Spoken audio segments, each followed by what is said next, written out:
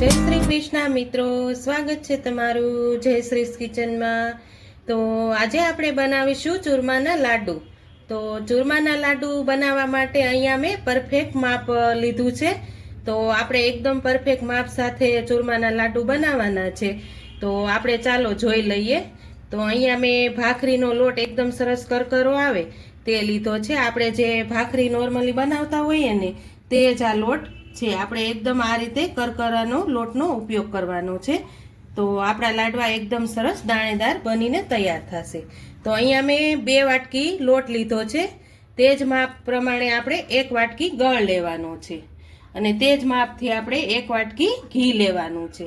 આ માપ આપણું એકદમ પરફેક્ટ જ છે। તમે જો આ રીતે એકદમ પહેલી વાર જ બનાવતા હશો ને તો પણ તમારા લાડુ એકદમ સરસ જ બનશે। હવે તો આપણે ગણેશ ચતુર્થી આવી જ રહી છે, તો બધાના જ ઘરમાં ગણપતિના લાડવા તો બનતા જ હોય છે। તો ચાલો આપણે બનાવવાનું શરૂ કરીએ। તો અહીંયા મેં એક બાઉલ લઈ લીધું છે। હવે જે માપથી આપણે લોટ લીધો છે તે આપણે 2 વાટકી અંદર લોટ એડ કરી દઈશું।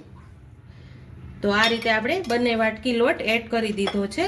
હવે આપણે તેમાં ઘીનું મોણ એડ કરતા જઈશું। આપણે જે માપ લીધું છે તે જ વાટકીથી આપણે ઘીનું માપ અંદર મોણ આપવાનું છે। તો અહીંયા હું થોડું થોડું ઘી એડ કરતી જાઉં છું અને મોણ આપી દઈશ।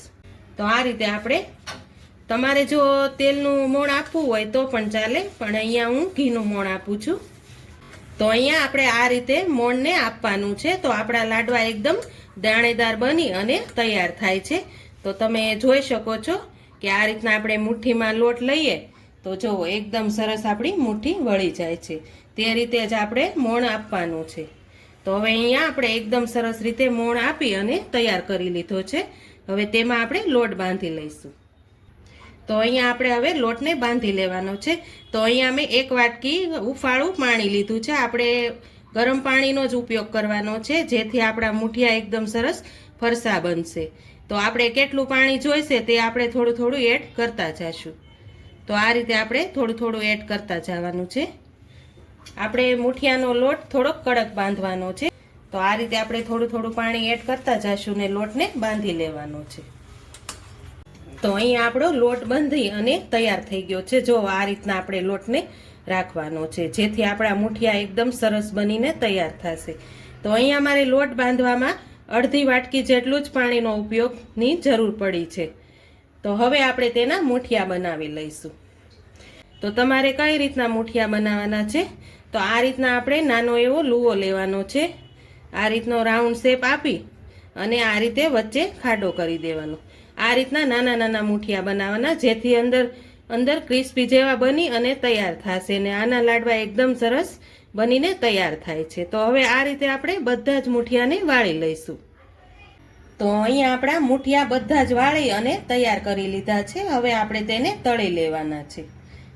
તો અહીંયા આપણે તેલ ગરમ કરવા મૂકી દીધું છે। આપણે તેલ આવી જાય પછી આપણે મુઠિયાને તળી લેવાના છે।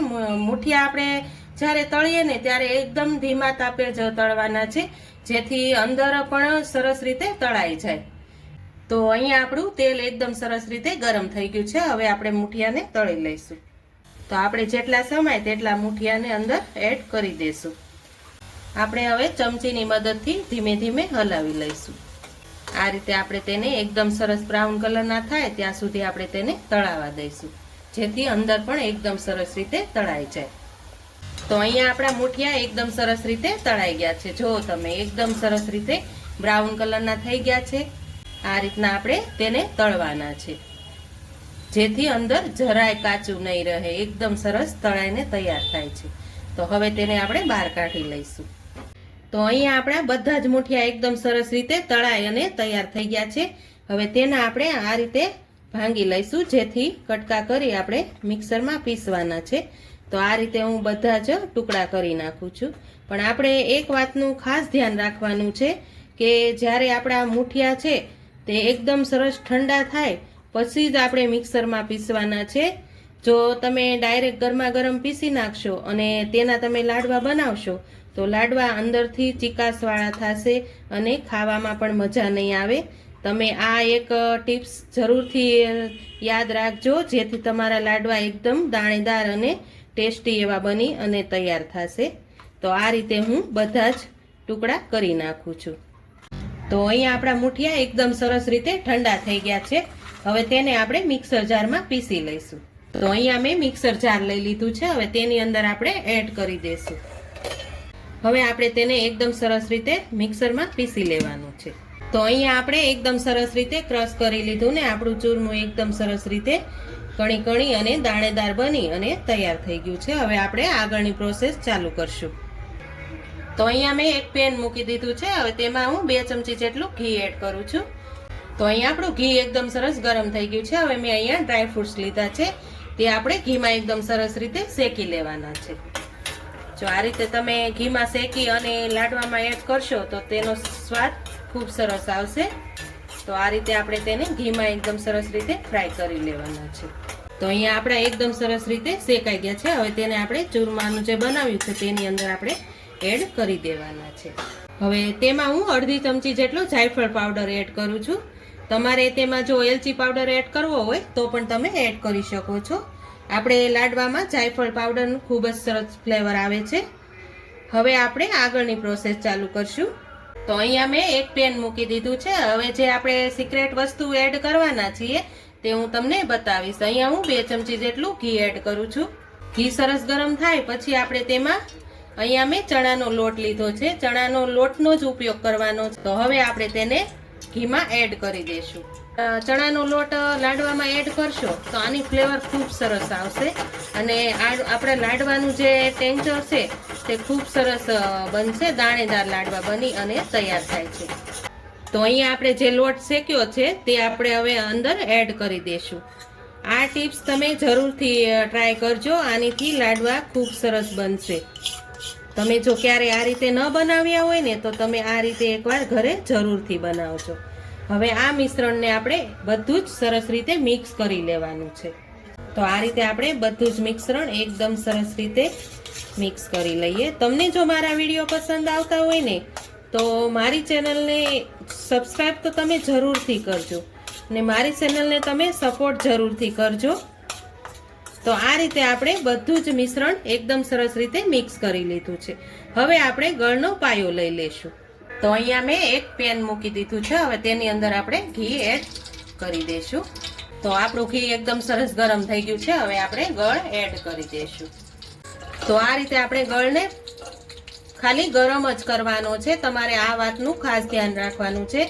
જો તમે વધારે કરશો તો પાયો આવી જશે તો લાડવા અંદરથી ચીકાશવાળા બનશે. એટલે ગળને ખાલી આપણે ઓગાળવાનો જ છે.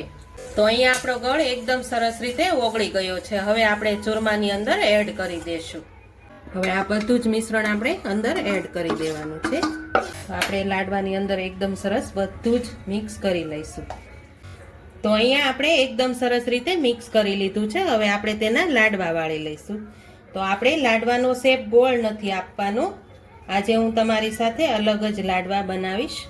જો આ રીતે આપણે લાડવાને કરી લેવાના છે. જો આ રીતે આપણે લાડવાનો શેપ આ રીતે આપવાનો છે. તો લાડવા આપણા એકદમ સરસ એવા લાગશે અને ખાવામાં પણ ખૂબ મજા આવે તેવા બનીને તૈયાર થાય છે. જો આપણે આ રીતના બેઠા ઘાટના લાડવા બનાવવાના છે. રાઉન્ડ શેપ નથી આપવાનો. હવે આપણે તેને ખસખસમાં એડ કરી દઈશું.